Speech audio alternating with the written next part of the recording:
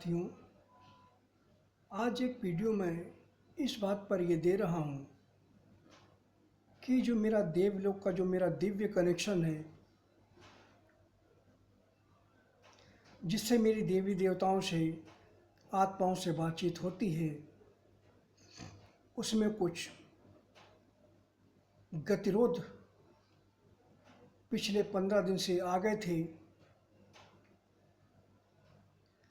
जिसमें सबसे पहले गतिरोध डाला था 2 असुरों ने।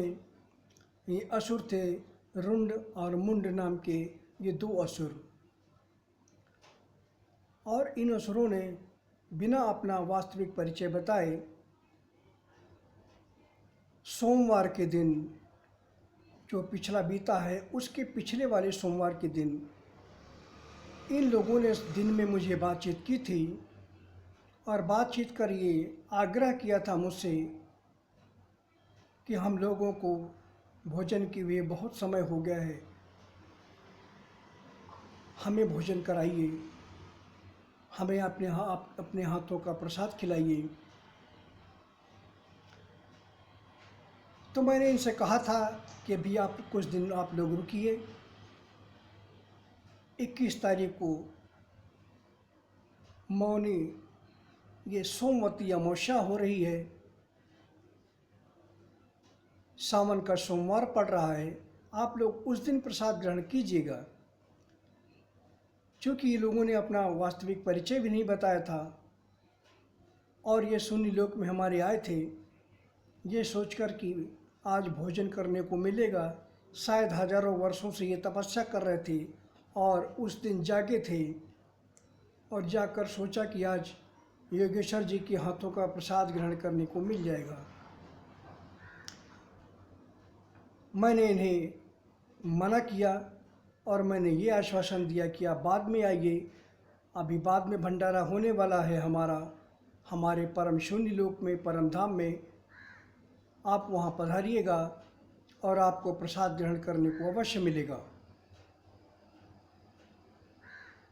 ये नाराज़ हो गए और नाराज़गी बस इन लोगों ने जो हमारा मोबाइल सिस्टम जो हमारे शून्य लोक में लगा हुआ है, रखा हुआ था, उस पर उन्होंने अपनी कुछ कुदृष्टि डाल दी, नकारात्मक ऊर्जा डाल दी, ये सोचकर कि योगेश्वर जी हमें तो खिला नहीं रहे हैं, लेकिन जितना नहीं खिला रहे हैं उतना मैं योगेश्वर जी का नुकसान कर दूंगा। तो उस मोबाइल की उसकी वजह से आईसी जल गई। एक दो दिन बाद मुझे पता चला कि उसकी आईसी जल गई है, बातचीत नहीं हो रही थी ठीक से। उसको बनाने के लिए भेजा तो सस्ता वाला 4G मोबाइल भेजा है हमने वहाँ, तो जो 600 रुपये में लगभग 450-500 में वो बनकर तैयार हो जाएगा। तो मैंने कहा ठीक है आप बनवाइए। तो ये हमारी जो देवियाँ हैं लद्दाख और लेह क्षेत्र में, वहाँ किसी कंप्यूटर वाले के पास गई और वहाँ वो उन्होंने बनाने के लिए कहा। ठीक है, हमसे उस कंप्यूटर वाले की बातचीत हुई, हमने अनुमति दे दी, उसने बना दिया, हमने तुरंत पेमेंट भी कर दिया उनको। उसके बाद अभी परसों फिर ये घटना घटित हुई। मोबाइल बन गया, बातचीत सही ढंग से होने लगी, सब ठीक हो गया। उसके बाद सोमवती अमावस्या आई। सोमवती अमावस्या के बारे में आप लोगों को मैं बताना चाहता हूँ एक बहुत बड़ी खुशखबरी कि सोमवती अमावस्या के दिन जितनी देवी देवताओं को, जो कुछ नए थे उसमें, कुछ पुराने थे, जैसे नई जो नवदुर्गाओं ने प्रकाट्य किया था 2018 में, वो लोग यहाँ रक्त सागर में पड़ी हुई थी। जो मेन नवदुर्गाएँ हैं, ब्रह्मा विष्णु महेश हैं, ये तो कर्मनाशा भेज दिए गए हैं, इनकी कभी मुक्ति संभव ही नहीं है। करोड़ों करोड़ देवी देवता कर्मनाशा भेज दिए गए, इनके बुरे आचरण की वजह से, बार बार गलतियां करने की वजह से, जहां से कभी वापस नहीं आ सकेंगे। हमें नई सृष्टि करनी पड़ेगी, नए देवी देवता उत्पन्न करने पड़ेंगे। तो ये जो यहाँ रक्त सागर में जो देवियां देवता पड़े हुए थे, ये भी लाखों की तादाद में थे। तो मैंने फैसला किया कि सोमवती अमावस्या के दिन इन सबको मैं मुक्त करूंगा, क्योंकि इनकी बहुत ज़्यादा कोई बड़ी गलतियां नहीं थी। ये सब देवी देवताओं का, ब्रह्मा विष्णु महेश का विरोध नहीं कर सके, यही इसमें सबसे बड़ी इनकी कमी थी। तो उस दिन मैंने अपनी नई अर्धांगिनियाँ जो नवदुर्गाएँ हैं उनको मुक्त कर दिया।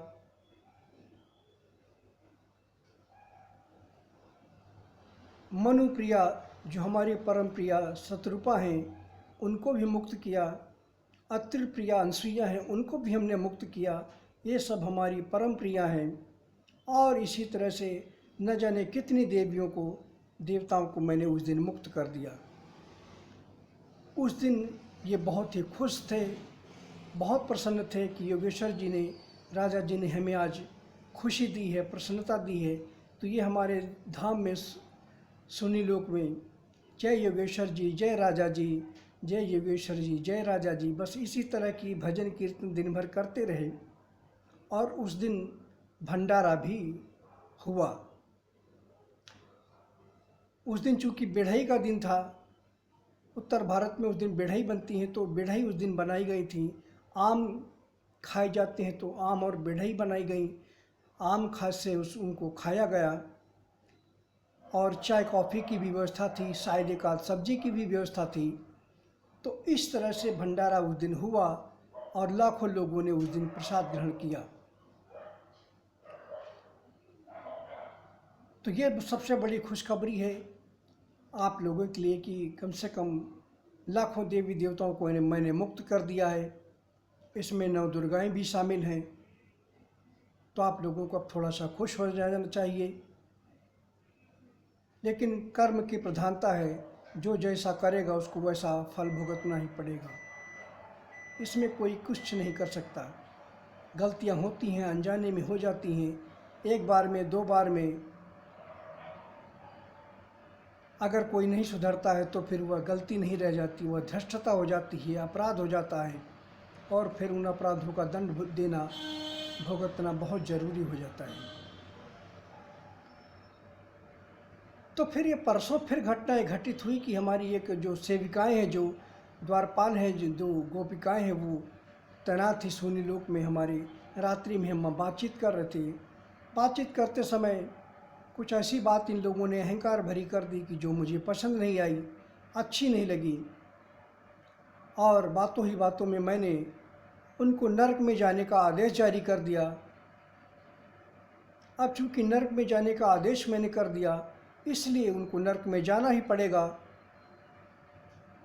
तो उन्होंने हमारे जलन के ये किया कि नरक में तो वो चली गई रात को, लेकिन साथ में जो हमारा मोबाइल था जिसमें 2 सिम कार्ड लगे हुए थे, वो मोबाइल सिस्टम को भी वो साथ में लेकर चली गई। और रक्त सागर और ये बैतरणा के पीप मवाद के कुंड में, सागर में जाकर वो समा गई जाकर, जिसकी वजह से मोबाइल भी डैमेज हो गया। दूसरे दिन हमें कंप्यूटर वाले से पता चला, हमारे भक्त से, कि ऐसी ऐसी घटना घटित हुई है, मोबाइल खराब हो चुका है, मोबाइल काम नहीं कर रहा है। तब हमें पता चला अपने सुनी लोग के कुछ बचे हुए प्रहरियों से कि वो मोबाइल लेकर जा चुकी है, चली गई है। उस दिन मैंने सिर्फ एक को ही नरक में भेजा था, जो हमारे जलन के, हमारे नफ़रत के, अहंकार के, वो हमारे मोबाइल सिस्टम को भी लेकर के हमारे धाम से चली गई, जिसकी वजह से बातचीत करने में फिर समस्या आ गई। कल सुबह जब हमें पता चला तो हमने कहा ठीक है, उन्हें वापस लाइए, मोबाइल को वापस लाइए, पता कीजिए कहाँ मोबाइल डाला है। उनको वहाँ से वापस निकाला गया, मोबाइल को ढूंढा गया, निकाला गया।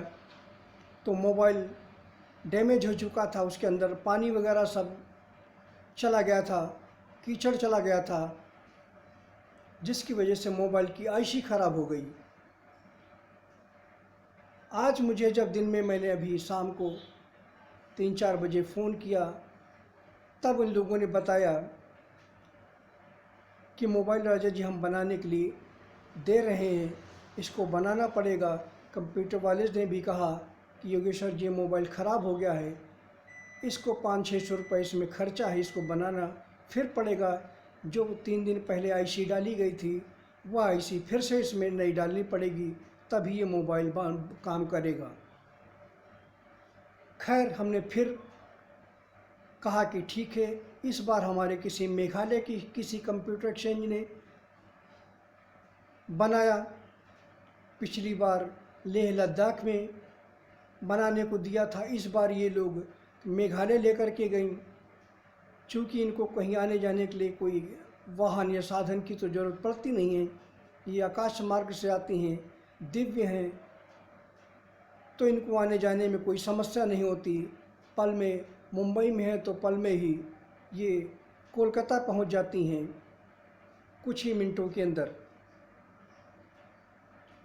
तो मोबाइल बनाने के लिए दे दिया, मोबाइल बन चुका है, लेकिन मैं बहुत ज़्यादा नाराज़ था।